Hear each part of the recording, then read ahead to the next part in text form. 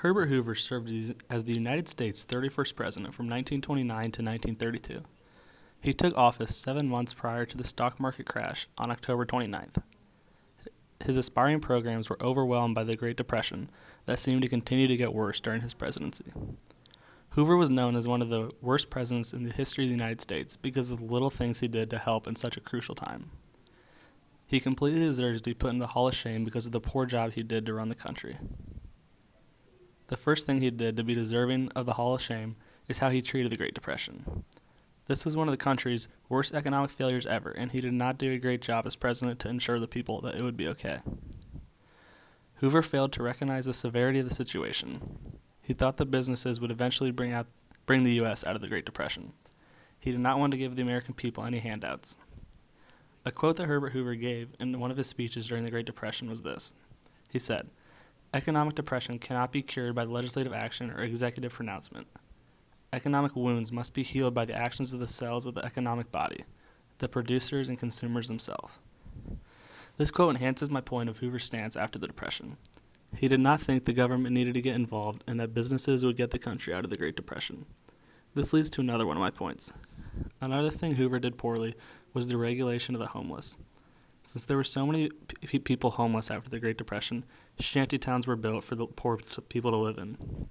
They were named Hoovervilles, pretty much blaming Hoover for the downfall of the economic stability and the lack of the government help. Another downfall of Hoover was the nationwide unemployment rates rose from 3% in 1929 to 23% in 1932. This was a major effect of the Great Depression, but also shows how Hoover did not do too much to open job opportunities for the unemployed during his presidency. Another negative impact of Hoover was the Hawley-Smoot Tariff Act. This raised tariffs from imported goods from other countries. This made other countries mad because if they wanted to sell their goods to the United States, they would have to pay a ton of money. This caused other countries to raise tariffs, and with the economic turmoil of the Great Depression, no countries could afford spending this extra money. The Hawley-Smoot tariff dropped the GNP from $104 billion to $59 billion inside the United States. This tariff ended up doing a lot more bad than good, and although Hoover intended it to be good, the act actually worsened the Great Depression. My last point that puts Herbert Hoover in the Hall of Shame is that he was a very bad communicator. He was poor with communicating to the American people and came off as uncaring and mean-spirited. This led to a lot of mistrust in the government. Herbert Hoover also had a very bad case of, and yep, you guessed it, the big bad trench foot. Here's what Miss Gallen had to say about Herbert Hoover. Hi, I'm Ms. Gowland. I teach world history and AP United States history, and Max here asked me why I think Herbert Hoover should be in the Hall of Shame. I think Herbert Hoover should go into the Hall of Fame for 2 big reasons. Number one, his lack of leadership for the country. During the Great Depression, he was president as it first started, and he continued to do what Americans have always done, kind of dig their heels in and try and pull them out individually.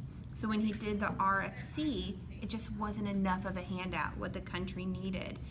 And then he refused to try anything else. He continued down that same leadership style when our country's never seen a crisis to this magnitude. So as the leader, he refused to try something new to lead us out of this problem. I think that's a big character flaw as leader of the free world. I also think the tariff that he passed, which dramatically hurt our gross national product, we couldn't produce enough goods to then get the economy churning back, which is what we needed, jobs. So I think it's a leadership flaw, but then also the economics of it. He deserves to go into the Hall of Shame.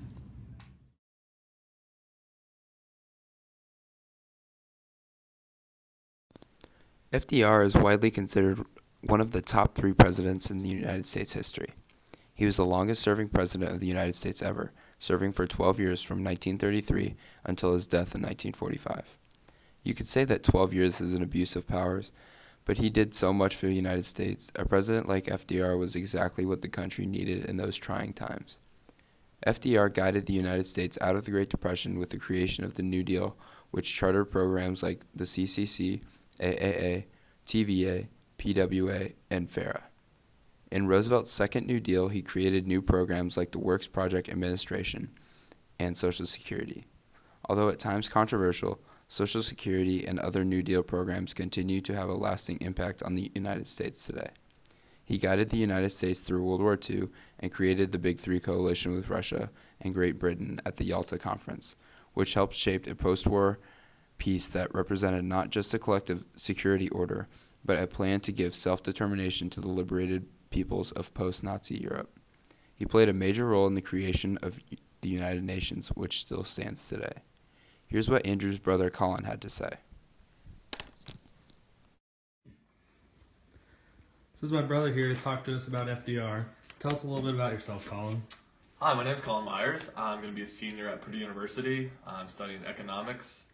I've taken a few classes on FDR and the New Deal. So why do you think FDR should be enshrined in the U.S. History Hall of Fame?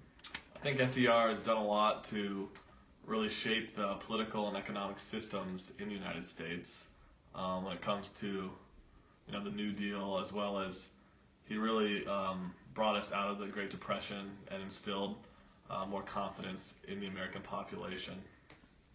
So what's one example of a policy he implemented that is still in place today?